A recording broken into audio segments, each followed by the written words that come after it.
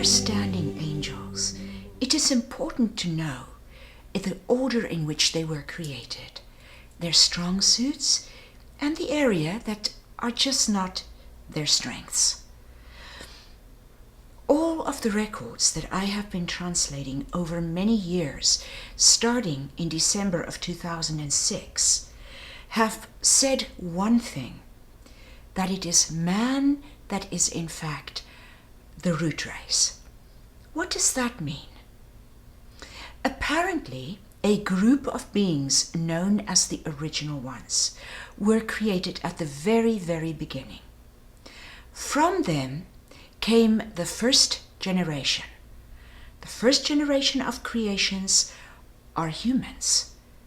In fact, multiple sources have said that humans, having so much of everything in them that they seem like very confusing beings to those who don't, were first viewed as sort of the troubled children of the cosmos, until eventually more and more information surfaced to show that in fact humans were not the troubled children of the cosmos, but the elders of the cosmos.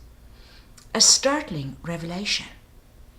The angels have the most ethereal beings among them. Now there are groups of angels, some are slightly denser than others, but in the thousands and thousands of angelic names that we have received over the last years, these angels all have one thing in common. They are some of the most etheric races, the least dense is perhaps the best way to say it. So the least dense in the cosmos. Now what that means is that in a cosmos in which duality still takes place, one side, if they have specific gifts, the other side have less gifts and they have the opposite. In the world of mechanics, what you gain in speed, you lose in strength. Just looking at the animal kingdom, if they have sharp ears, sometimes they have less vision. If they have very strong upper or forequarters, the hindquarters are much weaker. We live in a life of compensation as long as it is a life of duality. So in this world of duality, the strong suits of the angels are that they can have perception, that they can see all things that is, and that they can see truth when they look. Now, the reason I say it like that is that these things bring with them other things that are not there. How often have we called upon angelic assistance? Frequently.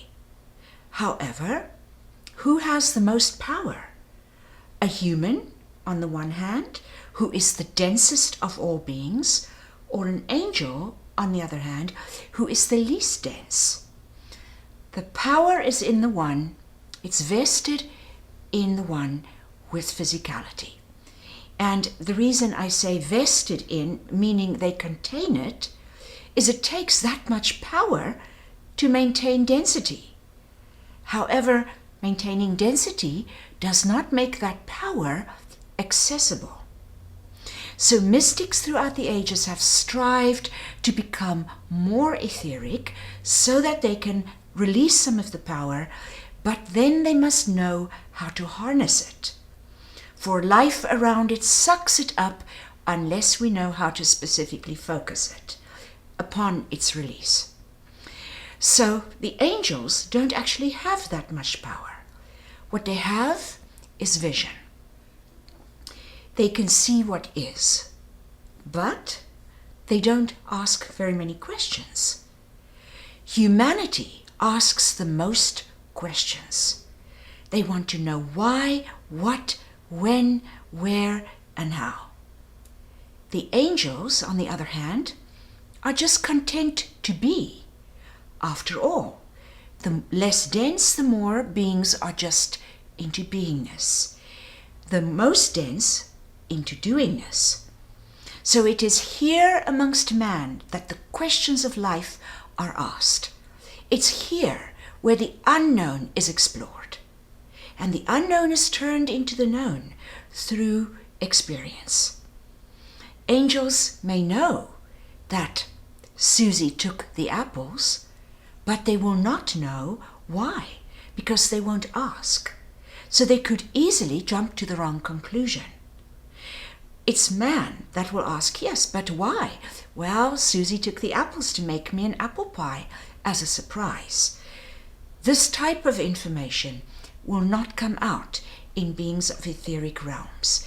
An important thing to know when we channel them, instead of seeking our own knowingness.